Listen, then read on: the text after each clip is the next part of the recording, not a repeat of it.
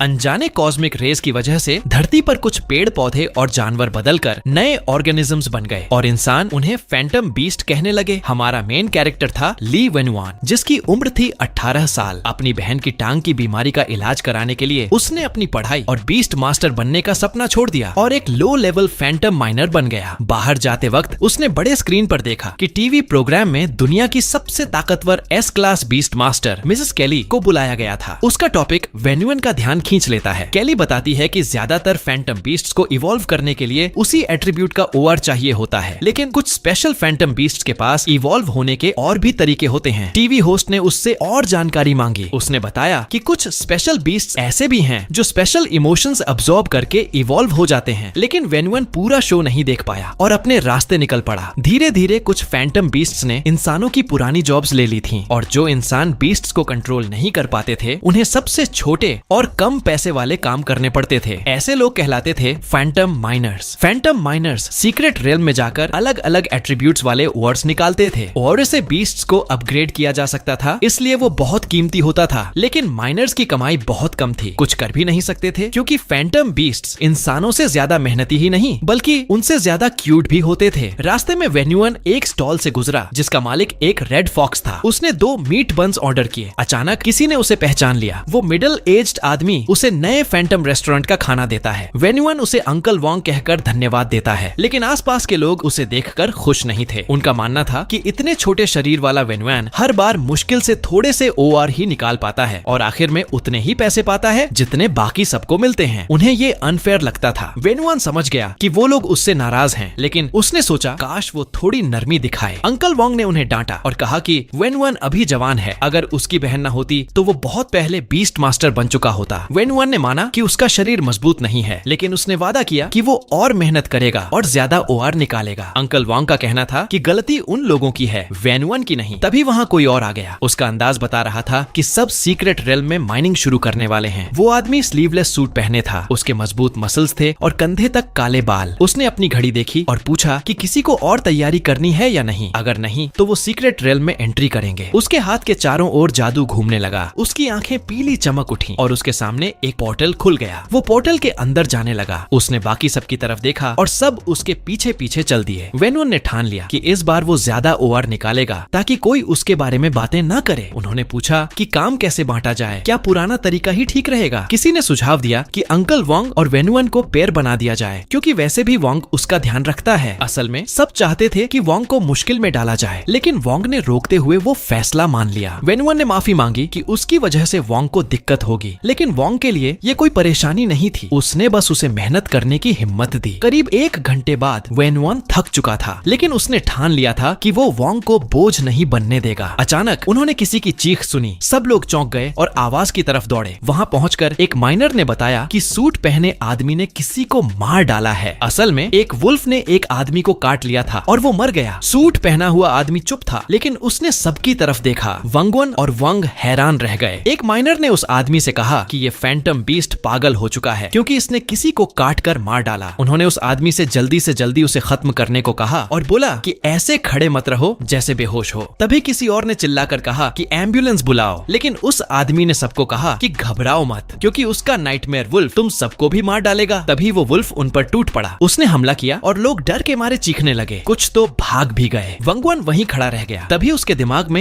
एक बात आई। उसे वो इंटरव्यू याद आया जो उसने देखा था, जहाँ गेस्ट ने बताया था कि कुछ फैंटम बीस्ट्स इंसानों की नेगेटिव इमोशंस खाकर इवॉल्व कर जाते हैं, जैसे गुस्सा, निराशा वगैरह। उस औरत ने सबको चेतावनी दी थी कि अगर ऐसे फैंटम्स जंगली जगहों पर मिलें तो बहुत सावधान रहना चाहिए। वंगवान ने सबको जोर देकर कहा कि इधर उधर मत भागो, साथ ही इकट्ठा रहो। उसने कहा कि पैनिक मत करो वरना नाइटमेयर वुल्फ और ताकतवर हो जाएगा। असल में बीस्ट मास्टर चाहता ही था कि सब डरें ताकि उसका नाइटमेयर वुल्फ इवॉल्व कर सके। इसीलिए वंगवान ने सबको समझाया कि डरना मत। सब रुक गए और उसकी बात सुनने लगे। बीस्ट मास्टर को उम्मीद नहीं थी कि इतना कमजोर दिखने वाला लड़का इतना साफ सोच पाएगा। उसने माना कि वंगवन सही कह रहा है। डार्क एट्रीब्यूट वाला नाइटमेयर वुल्फ नेगेटिव इमोशंस खाकर इवॉल्व करता है। फिर उसने सबको 2 चॉइसेस दी। पहली, सब मिलकर उसके नाइटमेयर वुल्फ से लड़ें और देखें कि उसे मार सकते हैं या नहीं। दूसरी, वो सब आपस में एक दूसरे को मार दें ताकि नाइटमेयर वुल्फ उनकी मौतों से एनर्जी खींचकर इवॉल्व कर जाए। माइनर्स ने एक दूसरे की तरफ देखा। वंगवान समझ गया कि वो सबको भटकाना चाहता है। अगर उसने सबको शांत नहीं किया तो सब एक दूसरे को ही मार डालेंगे। तभी उसने उस आदमी की बाह पर बने टैटू पर ध्यान दिया। वो था शैडो हंटर्स, एक फैंटम बीस्ट क्रिमिनल ऑर्गेनाइजेशन का टैटू। यानी ये आदमी एक क्रिमिनल था। बीस्ट मास्टर ने उन्हें 5 सेकंड का समय दिया सोचने के लिए। उसने काउंटडाउन शुरू किया। वंगवान ने सबको चिल्लाकर कहा कि शांत रहो और इस बीस्ट मास्टर की बातों पर भरोसा मत करो, क्योंकि ये अच्छा इंसान बिल्कुल नहीं है। लेकिन उसके पूरा कहने से पहले ही उसे तेज दर्द महसूस हुआ। उसने खून उगला और जब उसने देखा तो पता चला कि उसे मारने वाला वेंग था। वंगवान ने हैरानी से पूछा, क्यों? वंग कांपते हुए बोला कि वो मरना नहीं चाहता। उसने कहा कि उसने हमेशा वंगवान का ख्याल रखा है, तो अब कम से कम वो उसके लिए मर जाए। उसने चीखते हुए कहा कि उसके घर पर बीवी और बच्चे हैं, जबकि वंगवान के पास कुछ नहीं। इसलिए वो नाइटमेयर वुल्फ से नहीं लड़ना चाहता, क्योंकि इंसान कभी फैंटम बीस्ट को हरा ही नहीं सकता। वो चाहता था कि वांगवान उसकी जगह मर जाए ताकि उसका परिवार बच सके। वांगवान गुस्से में उसे गाली देने लगा। वो उसे मारने ही वाला था कि अचानक उसने देखा कि एक और माइनर ने पिक एक्स से उस पर वार किया। वांगवान जमीन पर गिर गया। उसने गुस्से में सबको हरामी कहा, लेकिन बाकी माइनर्स उसके ऊपर खड़े हो गए। इधर दूसरी तरफ बाकी लोग आपस में लड़ने लगे। बीस्ट मास्टर ये सब देखकर खुश था। उसने अपने नाइटमेयर वुल्फ को कहा कि जल्दी जल्दी उनकी इमोशंस अब्सॉर्ब करो और इवॉल्व हो जाओ। अब पूरा माहौल केओस में बदल गया। बीस्ट मास्टर को उम्मीद नहीं थी कि माइनर्स का आपस में एक दूसरे को मारना उससे कहीं ज्यादा एनर्जी पैदा करेगा जितना वो खुद मारकर करता। वो बेहद खुश हुआ। कुछ मिनटों बाद कई माइनर्स मर चुके थे और जो बचे थे वो थक कर चूर हो गए थे। वोंग को लगा कि वो सब पहले ही बच गए हैं। एक माइनर ने वांगवन की लाश की तरफ देखकर पूछा कि अब क्या करें। उसने वांगवन के चेहरे की तरफ देखा और चुप रहा। फिर उसने उसे पानी की तरफ धक्का दे दिया और बोला कि वो बाकी लोगों से कह देंगे कि यहाँ एक माइनिंग एक्सीडेंट हुआ था। उन्होंने सब मिलकर अपनी बातों को पहले से प्लान कर लिया और फिर गुफा से निकल गए। उधर वंगवन पानी की गहराई में डूब रहा था। वो मुश्किल से होश में था। उसके दिमाग में बस एक ही चिंता थी, अगर वो मर गया तो उसकी बहन स्यावान का ख्याल कौन रखेगा। वो तो उम्मीद कर रही थी कि भाई आज घर लौटेगा, इसीलिए उसने जीने की चाह रखी। उसने ठान लिया कि वो जिंदा रहेगा और उस गद्दार वोंग जांगो और उस बीस्ट मास्टर से बदला लेगा। उसके अंदर का गुस्सा, नफरत और धोखे का दर्द इतना गहरा था कि उसका बदला लेने का इरादा बेहद मजबूत हो गया। तभी किसी ने सोचा कि उसकी इस ताकत को अच्छे से इस्तेमाल किया जा सकता है। अचानक एक फैंटम बीस्ट ने अपनी शक्ति उस पर सौंप दी, उम्मीद के साथ कि वही वो शख्स बनेगा जो उस दुनिया को पूरी तरह नष्ट करेगा जिसने उन्हें गुलाम बना रखा था। काली धुंध उसके शरीर में समा गई। पानी में हल्की सी लहर उठी और तभी एक हाथ ऊपर आया। हमारा एमसी वापस आ चुका था। वो जोर जोर से सांस लेने लगा। उसकी भौहें सिकुड़ी हुई थीं। जब उसने देखा कि वो गद्दार सब जा चुके हैं तो वो पानी से बाहर निकला और उसके साथ एक पिंक कैट क्रीचर भी था। उसने खांसते हुए पानी बाहर निकाला। होश आने पर उसे पता चला कि उसकी चोट गायब हो चुकी है। उसने उस क्रीचर को देखा और सोचा कि क्या ये बेहोश पड़ा स्ट्रॉबेरी कैट ही उसकी जान बचाने वाला है, लेकिन उसे तो पता था कि स्ट्रॉबेरी कैट्स के पास हीलिंग एबिलिटी नहीं होती। तभी अचानक उसके सामने एक स्क्रीन आ गई। वो बिल्कुल किसी गेम इंटरफेस जैसी लग रही थी। उसने बताया कि बीस्ट एवोल्यूशन सिस्टम एक्टिवेट हो चुका है। उसे एक मिशन दिया गया कि उसे स्ट्रॉबेरी कैट के साथ फैंटम बीस्ट कॉन्ट्रैक्ट साइन करना होगा। वो सोचने लगा कि अगर ये सच है तो इसका मतलब है कि वो बीस्ट मास्टर बन सकता है और उसे बीस्ट मास्टर बनना ही था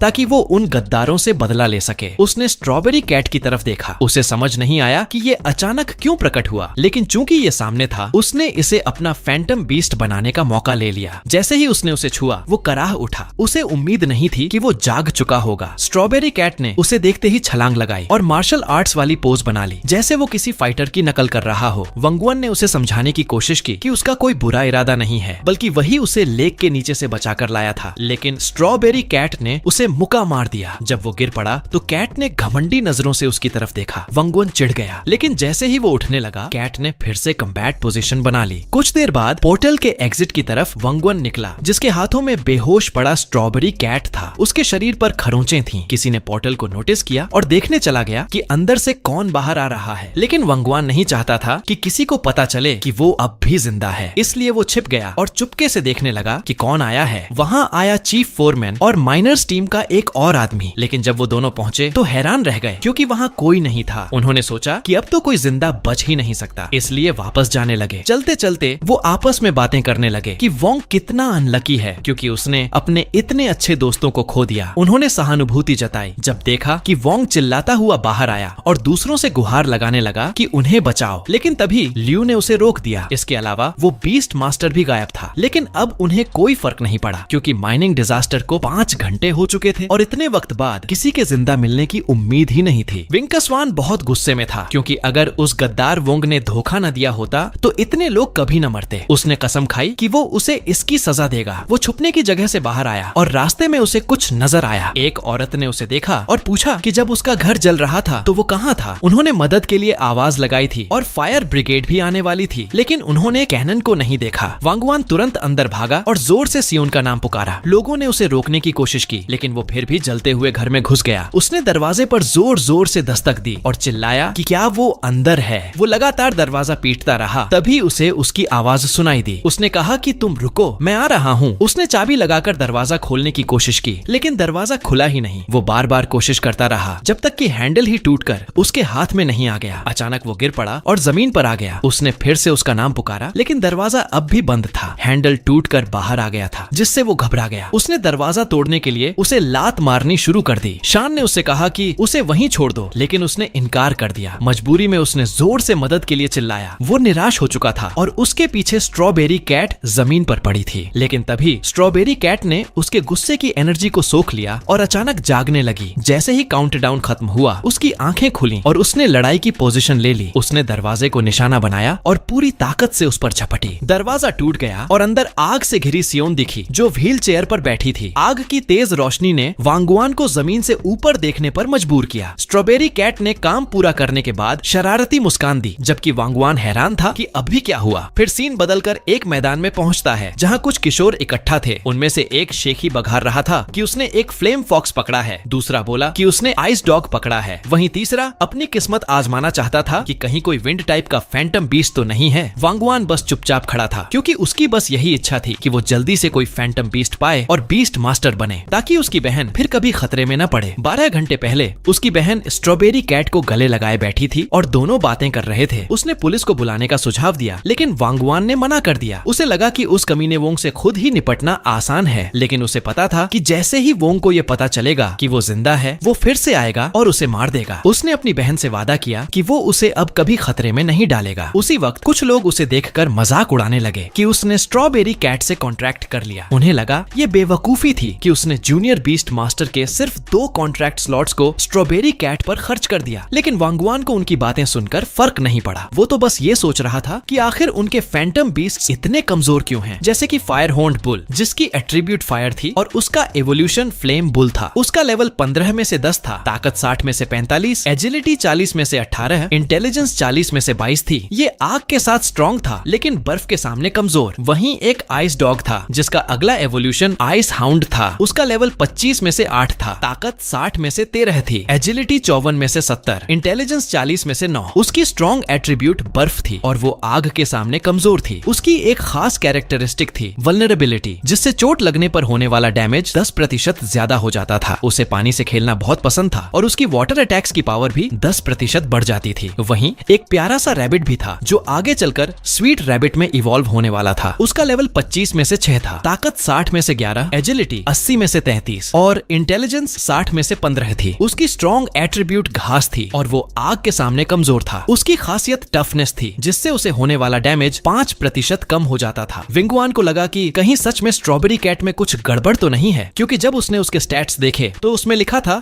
कि उसका अगला एवोल्यूशन अननोन है। उसका लेवल 30 में से 5 था, ताकत 30 में से 15, एजिलिटी 50 में से 22 और इंटेलिजेंस 10 में से 5 थी। उसमें न तो स्ट्रॉन्ग और न ही वीक एट्रीब्यूट्स थे, लेकिन उसमें एक खास कैरेक्टरिस्टिक थी, हेवनली एम्परर, जिससे मूवमेंट स्पीड 15% और अटैक स्पीड 15% बढ़ जाती थी। इसके अलावा उसमें मार्शल सेज भी था, जिससे डैमेज 30% ज्यादा हो जाता था। एक और कैरेक्टरिस्टिक थी, इंडिस्ट्रक्टिबल, जिससे मिलने वाला डैमेज 30% कम हो जाता था। और फिर लेगेसी, जिसमें स्पीड 15% बढ़ जाती थी और डैमेज भी 15% ज्यादा हो जाता था। ये देखकर उसे शक हुआ कि क्या सच में ये सारी कैरेक्टरिस्टिक्स एक स्ट्रॉबेरी कैट की हो सकती हैं। तभी अचानक कोई आदमी दौड़ता हुआ बाहर आया और मदद मांगने लगा, क्योंकि जंगल में लेवल 2 का फैंटम बीस्ट दिखा था। सबको हैरानी हुई, क्योंकि ये इलाका तो सबसे लो लेवल फैंटम बीस्ट का हैबिटेट था। वहाँ लेवल 2 का बीस्ट होना अजीब था। कुछ लोग इस मौके का फायदा उठाकर उस लेवल 2 बीस्ट को पकड़ना चाहते थे, ताकि वो बाकियों से आगे निकल जाए। उन्होंने पूछा कि वो फैंटम बीस्ट कौन सा है। सुनहरे बालों वाला लड़का बोला कि वो इतना तेज था कि उसने बस उसकी परछाई जैसी झलक देखी। उसे लगा कि वो लेवल 2 लाइटनिंग कैट है। ये सुनकर सब दंग रह गए और उसे पकड़ने के लिए निकल पड़े। लेकिन वांगवान इसमें पढ़ना नहीं चाहता था, क्योंकि वो वोंग वाली घटना फिर से नहीं झेलना चाहता था। उसने स्ट्रॉबेरी कैट को बुलाया ताकि वो कोई फैंटम बीस्ट पकड़ सके, लेकिन वो उस पर गुर्राई और खाने में लगी रही। वो चिढ़ गया। उसे लगा कि पहले उसे ऐसा बीस्ट खोजना चाहिए जो उसकी बात माने। उसने स्ट्रॉबेरी कैट को पकड़कर डांटा और कहा कि खाना बंद करो और काम पर लगो, लेकिन वो इधर उधर भागने लगी। उसने उसे डांटा क्योंकि भले ही ये जगह लो लेवल फैंटम बीस्ट्स की थी, लेकिन फिर भी बहुत खतरनाक थी। लेकिन स्ट्रॉबेरी कैट ने सिर्फ जीभ चटकाई। इससे विंकस्वान और चिढ़ गया। उसके दिमाग में आया कि इस कैट को तो पिटाई की जरूरत है। तभी अचानक उसकी नजर जाले पर पड़ी और वो हैरान रह गया। उसके सामने एक कैंडी स्पाइडर था। वो उस पर झपटा, लेकिन वांगुआन रेंगकर किसी तरह बच गया। कैंडी स्पाइडर इवॉल्व होकर कैंडी स्पाइडर किंग बनता है। उसका लेवल 15 में से 8 था, ताकत 30 में से 14, एजिलिटी 40 में से 18 और इंटेलिजेंस 40 में से 22 थी। उसकी स्ट्रॉन्ग एट्रीब्यूट घास थी और वो आग के सामने कमजोर था। उसकी खास एट्रीब्यूट थी फियर्स, जिससे उसका डैमेज 10% बढ़ जाता था। वो समझ गया कि कुछ तो गड़बड़ है, क्योंकि ये क्रीचर आमतौर पर बहुत शांत रहता है। उसे लगा कि शायद वो रास्ते में किसी चीज से टकरा गया होगा, लेकिन जब उसने स्ट्रॉबेरी कैट को देखा तो वो कैंडी स्पाइडर का मजाक उड़ा रही थी। तब उसे एहसास हुआ कि असली गुनहगार वही है। कैंडी स्पाइडर ने जोर से फुफकारा, जबकि स्ट्रॉबेरी कैट उसे छेड़ती रही। तभी कैंडी स्पाइडर गुस्से में उन पर झपटा। स्ट्रॉबेरी कैट ने भी हमला कर दिया। विंगुआन को लगा कि ये कैट मूर्ख है, जो लेवल 8 वाले कैंडी स्पाइडर से भिड़ रही है, जबकि खुद सिर्फ लेवल 5 पर है। तभी स्पाइडर ने जाले फेंके और कैट को लपेट लिया। वांग शुआन को अब समझ आया कि क्यों कोई भी बीस्ट टेमर स्ट्रॉबेरी कैट नहीं चाहता। कैंडी स्पाइडर ने कैट को अपनी तरफ खींचना शुरू कर दिया, लेकिन तभी विंगुआन ने कैट को पकड़ लिया और तेजी से भाग निकला। वो जितनी तेज दौड़ सकता था दौड़ा, लेकिन कैंडी स्पाइडर उसका पीछा करती रही। उसने फिर से जाले फेंके, लेकिन विंगुआन ने ऊंची छलांग लगाई और पैरों को फैला लिया ताकि उसमें फंसे नहीं। तभी उसे अजीब लगा, क्योंकि वो सीधे एक खाई के किनारे से कूद चुका था। गिरते वक्त वो जोर से चिल्लाया। कैंडी स्पाइडर किनारे तक पहुंची और जोर से फुफकारी। तभी उस पर पानी से हमला हुआ। वो चौंक गई और अचानक जम गई। वहाँ एक सुनहरे बालों वाला घुंघराले बालों का लड़का सामने आया। कुछ पल बाद विंगुआन जोर से गिरकर नदी किनारे आ टकराया। उसे लगा था कि वो मर जाएगा, लेकिन उसे बस दर्द हुआ।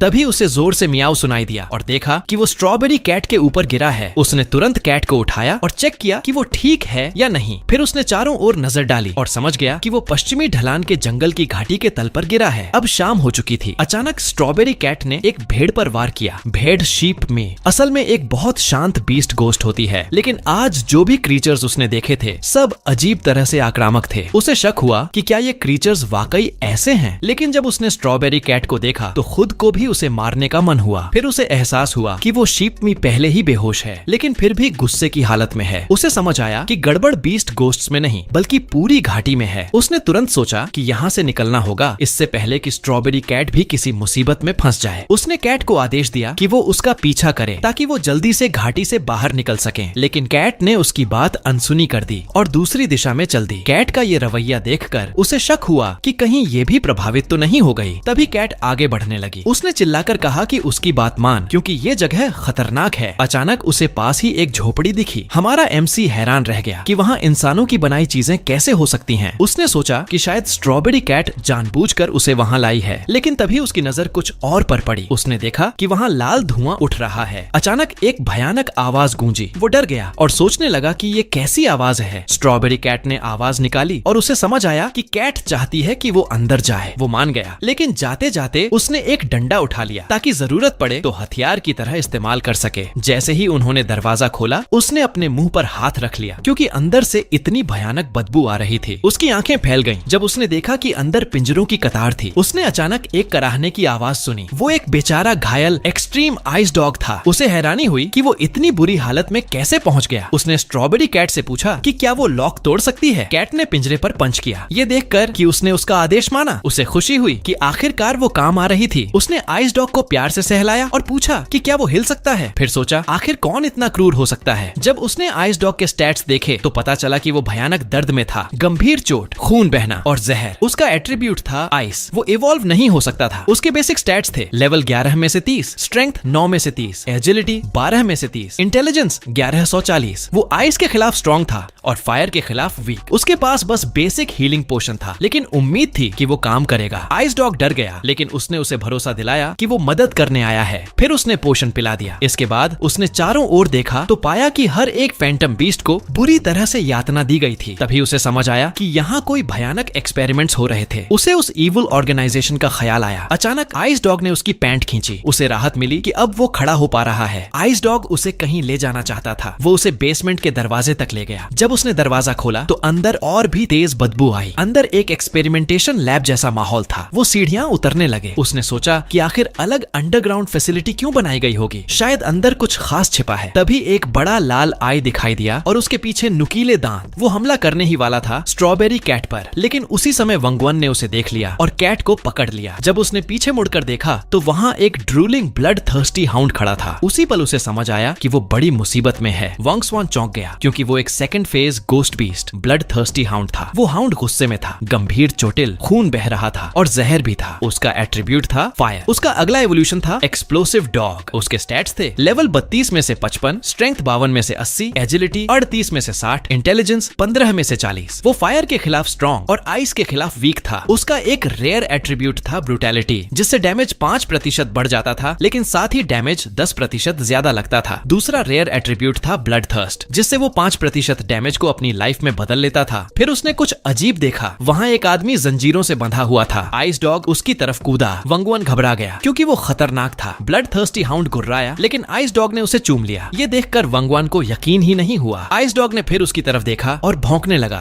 उसे लगा कि वो उसे बुला रहा है। उसने कहा कि अगर वो हमला नहीं करेगा तो वो पास आ जाएगा। आइस डॉग ने वो बात ब्लड थर्स्टी हाउंड को समझा दी। वो धीरे धीरे पास गया और वहाँ टेबल पर कुछ बुक्स देखी। वो एक्सपेरिमेंट लॉग था। उसमें लिखा था पहले दिन का एक्सपेरिमेंट। राइटर खुश था क्योंकि उसे नए टेस्ट सब्जेक्ट्स मिले थे और वो थे 2 एक्सट्रीम आइस डॉग्स, एक माँ और एक बच्चा। 9वें दिन के एक्सपेरिमेंट में एक्सपेरिमेंटर ने सबसे बड़े एक्सट्रीम आइस डॉग को मजबूर किया कि वो बाकी फैंटम बीस्ट्स की लाशें खाए ताकि उसकी ट्रांसफॉर्मेशन देखी जा सके। 15वें दिन वो सब्जेक्ट संभालना मुश्किल हो गया। उसकी विल इतनी स्ट्रॉन्ग थी कि देखने में ही गंदी लग रही थी, लेकिन जब एक्सपेरिमेंटर ने उसके बच्चे को उसकी आंखों के सामने मारा तब जाकर वो माँ गुस्से में आ गई। 20वें दिन के एक्सपेरिमेंट में एक्सपेरिमेंटर हैरान था कि पप अभी तक मरा नहीं है, लेकिन उसके लिए ये परफेक्ट था क्योंकि अब वो देख सकता था कि माँ कैसे ब्लड थर्स्टी हाउंड में इवॉल्व होती है और फिर उसे अपने ही बेटे को खाने के लिए मजबूर किया जा सकता है। उसे उम्मीद थी कि इससे कोई अनएक्सपेक्टेड बदलाव होगा। ये सब सुनकर वंगवान बहुत गुस्से में आ गया। उसे समझ नहीं आया कि आखिर कौन सा मॉन्स्टर इतना घटिया काम कर सकता है। उसने ब्लड थर्स्टी हाउंड से वादा किया कि वो उसे यहाँ से बाहर निकालेगा। उसने स्ट्रॉबेरी कैट को आदेश दिया कि वो चेन तोड़े और खुद कॉलर खोलने लगा। स्ट्रॉबेरी कैट ने हैमर उठाया और तैयार हो गई। उसने जोर से चेन पर वार किया। वंगवान को यकीन ही नहीं हुआ कि वो सचमुच उसकी बात मान रही थी, लेकिन उसने इस पर ध्यान नहीं दिया क्योंकि प्रायोरिटी थी ब्लड थर्स्टी हाउंड को आजाद करना। उसने कॉलर को अनस्क्रू करने की कोशिश की जो काफी मुश्किल था, लेकिन आखिरकार वो कामयाब हो गया। उसने कहा कि अगर उसने सालों तक माइंस में काम न किया होता तो इतना एंड्योरेंस उसके पास कभी न होता। अब वो और स्ट्रॉबेरी कैट दोनों थक चुके थे। आइस डॉग उससे चिपक गया। वंगवान ने उसे भरोसा दिलाया कि वो बस थोड़ी देर का ब्रेक ले रहा है, फिर उसकी माँ को छुड़ाने जाएगा। अब सिर्फ एक चेन बाकी थी, लेकिन अचानक ब्लड थर्स्टी हाउंड ने उस पर हमला कर दिया। ये देखकर वो चौंक गया। तभी उसने इंसानों की आवाज सुनी। उसने पहले स्ट्रॉबेरी कैट को लेकर छिपने का फैसला किया। फिर उसने ब्लड थर्स्टी हाउंड को कहा कि वो चेन अपने शरीर पर लपेट ले ताकि इंसानों को शक न हो। फिर एक आदमी को सीढ़ियों से धक्का देकर नीचे गिराया गया। वो आदमी रहम की भीख मांगने लगा कि उसे मत मारा जाए, बदले में वो किसी को कुछ नहीं बताएगा। वंग स्वान ने तुरंत पहचान लिया कि ये वही फैंटम बीस्ट टेमर था जिसे उन्होंने सीक्रेट फॉरेस्ट के एंट्रेंस पर देखा था। अब उसे हैरानी हुई कि ये यहाँ कैसे पहुंचा। वो आदमी डर से कांप रहा था। ब्लॉन्ड आदमी ने आइस डॉग को हाथ में पकड़ा हुआ था और उससे बोला कि शांति रखो क्योंकि वो सिर्फ फैंटम बीस्ट्स को ही टॉर्चर करता है। वंगवन को याद आया कि यही वही ब्लॉन्ड आदमी था जिसने कहा था कि सेकंड फेज फैंटम बीस्ट्स मौजूद हैं। तभी उसे समझ आया कि ये लैब उसी की है। ब्लॉन्ड आदमी ने उस डरे हुए आदमी से पूछा कि क्या उसे हैरानी नहीं हुई कि एक्सट्रीम आइस डॉग जो आमतौर पर शांत रहता है, उसने अचानक उस पर हमला क्यों किया। वो आदमी डर के मारे पूछ बैठा, क्या तुमने उसके साथ कुछ किया है? ब्लॉन्ड ने खुलासा किया कि उसने पूरे जंगल में ब्लड रोज पॉलन फैला दिया था। इसी वजह से सीक्रेट फॉरेस्ट के फैंटम बीस्ट पागलपन की हालत में पहुंच गए और एक दूसरे को मारने लगे। वंगवन को बाहर तैरता हुआ लाल स्मोक याद आया। फिर ब्लॉन्ड आदमी ने छोटी सी क्रॉसबो उस डरे हुए आदमी पर तान दी और कहा, अब शांति से मर जाओ। वो आदमी लगातार भीख मांगने लगा और बोला कि अगर वो वापस नहीं गया तो पुलिस जांच करने आ जाएगी। लेकिन ब्लॉन्ड आदमी को इसकी जरा भी परवाह नहीं थी। उसने कहा कि सीक्रेट रीजन में किसी बीस्ट टेमर की मौत होना तो आम बात है और किसी को कोई फर्क नहीं पड़ता। उसने यहाँ तक कहा कि उनके शव उसके फैंटम बीस्ट्स के लिए परफेक्ट खाना होंगे। ये सुनकर वंगवान को यकीन हो गया कि ये आदमी पूरी तरह पागल है। अब उसे समझ आ गया कि उसे तुरंत मदद ढूंढनी होगी। उसने धीरे से ब्लड थर्स्टी हाउंड से कहा कि वो उसके बेटे को यहाँ से बाहर निकालेगा और फिर मदद लेकर वापस आएगा, लेकिन तब तक उसे चाहिए था कि वो उस आदमी का ध्यान भटकाए। तभी ब्लड थर्स्टी हाउंड गुर्राने लगा। ब्लॉन्ड आदमी ने उसे रोकने को कहा क्योंकि अभी तो उसने उसे खाना ही दिया था, लेकिन वो लगातार गुर्राता रहा। ब्लॉन्ड ने सोचा कि ये सब उसकी इंसानों को मारने की वजह से एक्साइटेड हो रहा है। उधर वंगवन चुपके से निकलने की कोशिश कर रहा था, लेकिन अचानक रास्ते में कुछ आकर रुकावट बन गया। उसे हैरानी हुई कि ये दीवार अचानक कहां से आ गई। फिर उसने देखा कि एक उड़ने वाला फैंटम बीस्ट वहां खड़ा था। उसे समझ आया कि ये गार्ड है, एक second phase ice type Phantom beast जिसका नाम था आइस डेमोनिक फ्लावर। ब्लॉन्ड आदमी खुश हो गया कि उसने इंट्रूडर पकड़ लिया। वंगवन हैरान रह गया। ब्लॉन्ड आदमी ने आइस डेमोनिक फ्लावर को आदेश दिया कि उनके पैरों को फ्रीज कर दो, और उसी समय उनके पैर जम गए। अब वंगवन फंस चुका था। फिर ब्लॉन्ड आदमी ने अपनी छोटी क्रॉसबो चलाई। वंगवन ने आइस डॉग को कसकर गले लगा लिया ताकि वो उसे बचा सके और खुद को भी संभाल सका, लेकिन तभी तीर बीच में ही टूट गया। वो चौंक गया कि आखिर ये हुआ कैसे। उसने देखा कि ये काम ब्लड थर्स्टी हाउंड ने किया है। वो अब सीधे ब्लॉन्ड आदमी पर गुर्राने लगा। ब्लॉन्ड हैरान था कि आखिर वो चेन से कैसे छूट गया। उसे कॉलर याद आया और गुस्से में बोला, ये पागल डॉग सबको मार डालेगा। लेकिन वांगवान ने जवाब दिया कि ये पका नहीं है। फिर उसने ब्लड थर्स्टी हाउंड से कहा, तेरे बदले का वक्त आ गया है। तभी ब्लड थर्स्टी हाउंड जोर से गुर्राने लगा। ब्लॉन्ड आदमी ने आइस डेमोनिक फ्लावर को उसे रोकने का आदेश दिया। उसने काटने की कोशिश की, लेकिन हाउंड तेजी से भागा। उसी समय वंगवान ने नोटिस किया कि आइस भी पिघल रहा है और आइस डेमोनिक फ्लावर की होश भी धीरे धीरे जा रही है। ब्लॉन्ड आदमी ने बाकी फैंटम बीस्ट्स को छोड़ दिया ताकि वो सब मिलकर इस रैबिट डॉग को खत्म कर दें। लेकिन जैसे ही वो बाहर आए, ब्लड थर्स्टी हाउंड ने उन्हें काट डाला। ये देखकर बाकी फैंटम बीस्ट्स डर गए, लेकिन ब्लॉन्ड आदमी ने उन पर दबाव डाला कि अगर उन्होंने हमला नहीं किया तो वो खुद मरेंगे। मजबूरी में स्नेक जैसे और कैट जैसे फैंटम बीस्ट्स ने हमला कर दिया और हाउंड के अलग अलग हिस्सों को काट लिया। इधर ब्लॉन्ड आदमी भागने लगा, लेकिन वॉन्ग स्वान और स्ट्रॉबेरी कैट ने उसका रास्ता रोक दिया। स्ट्रॉबेरी कैट जोर से म्याऊ बोला और फिर उसके पीठ पर जोर से मुक्का मारा। आदमी जमीन पर गिर गया और उसने कैट की वो घमंडी शक्ल देखी, जैसे कह रही हो तुझे अब डरना चाहिए। तभी वांगवान ने उससे कहा, इतना सब करने के बाद तू सोच भी कैसे सकता है कि भाग जाएगा। ब्लॉन्ड आदमी दीवार से टिककर पीछे हट गया और समझाने लगा कि वो भागने वाला नहीं है, लेकिन साथ ही धीरे धीरे वो एक स्विच के पास पहुंचा। वांगवान ने देखा और तुरंत स्ट्रॉबेरी कैट को रोकने को कहा, लेकिन ब्लॉन्ड आदमी हंसते हुए बोला, तू ही बेवकूफ है, तुझे ही भागना चाहिए था। इसी बीच उसने एक बटन दबा दिया जो ऐसे ही हालात के लिए बनाया गया था। तभी लाल स्मोक बाहर निकलने लगा। आइस डॉग की आंखें लाल हो गईं। वंगवन चौंक गया क्योंकि उसे पता था कि ये स्मोक सारे फैंटम बीस्ट्स को पागलपन की हालत में पहुंचा देगा। अब ब्लड थर्स्टी हाउंड और उसके विरोधी भी इसका शिकार हो गए। वंगवन गुस्से से भर गया और उसने ब्लॉन्ड आदमी का कॉलर पकड़कर चिल्लाया, अब न सिर्फ ये फैंटम बीस्ट्स मरेंगे बल्कि तू भी साथ मरेगा। लेकिन ब्लॉन्ड आदमी मुस्कुराकर बोला, मैं तेरी तरह बेवकूफ नहीं हूँ। तभी अचानक ऊपर से एक केज उस पर गिरा और वो वंगवन से अलग हो गया। अब उसे पूरा भरोसा हो गया कि मरने वाले सिर्फ वही लोग होंगे। वंगवन ने गुस्से से ब्लड थर्स्टी हाउंड की तरफ देखा। वो चिंतित हो गया क्योंकि हालत पहले से ही खराब थी और धुएं की वजह से वो और भी बेकाबू हो गया। उसने उस बिल्ली जैसे क्रीचर को खा लिया जिसने उस पर हमला किया था। ये सब देखकर उसकी इंस्टिंक्ट्स ने उसे कहा कि जल्दी से यहाँ से भाग जाओ, इससे पहले कि स्ट्रॉबेरी कैट और आइस डॉग भी अपना काबू खो दें। वो लगभग सीढ़ियों तक पहुंच ही गया था, लेकिन तभी अचानक उसके कदम जम गए। उसने सोचा भी नहीं था कि आइस डेमोनिक फ्लावर अभी भी जिंदा होगी। तभी ब्लड थर्स्टी हाउंड पूरी तरह पागल हो गया। वांगवान सिर्फ खुद को आने वाले हमले के लिए तैयार कर पाया। आइस डॉग ने हल्की सी भौंक दी जिससे ब्लड थर्स्टी हाउंड का ध्यान उसकी तरफ चला गया। उसने वांगवान के पैरों पर जमी आइस को तोड़ दिया। वांगवान को लगा कि शायद उसने अपने बेटे को पहचान लिया है। इतना जहरीला पॉलन निगलने के बाद भी स्ट्रॉबेरी कैट उसकी बाहों से कूद पड़ी। उसने हवा में ही एक प्यारा सा कॉम्बैट पोज बनाया और फिर एक ताकतवर हमला छोड़ा जिसका नाम था absolute void god of war, meow meow fist. उसका वार पूरे लैब के दूसरे हिस्सों तक जा पहुंचा और एक जोरदार धमाका हुआ। यहाँ तक कि हमला छत को भी चीर कर निकल गया और वहाँ मोटा धुआं भर गया। ब्लॉन्ड आदमी डर से कांपने लगा और उसे यकीन ही नहीं हो रहा था कि ये सब कैसे हो रहा है। वांगवान उसकी तरफ बढ़ा और बोला कि अब अगला नंबर उसका है। डर के मारे वो आदमी मान गया कि उसने गलती की है। उसने माफी मांगी और वादा किया कि वो ऐसा दोबारा नहीं करेगा। इतना ही नहीं, उसने ये तक कहा कि अगर वांगवान उसे छोड़ दे तो वो अपनी सारी फैंटम बीस्ट्स उसे दे देगा। लेकिन वांगवान ने याद दिलाया कि वही बीस्ट टेमर्स और फैंटम बीस्ट्स भी अपनी जान की भीख मांग रहे थे और उसने उनके साथ भी वही किया था। ये सुनकर आदमी घबरा गया और समझाने लगा कि अगर उसे मार दिया गया तो युआन भी बचकर नहीं निकल पाएगा और जेल में डाल दिया जाएगा। ये सच भी था, लेकिन वांगवान ने कहा कि खतरनाक जगहों पर एक दो बीस्ट टेमर्स का मरना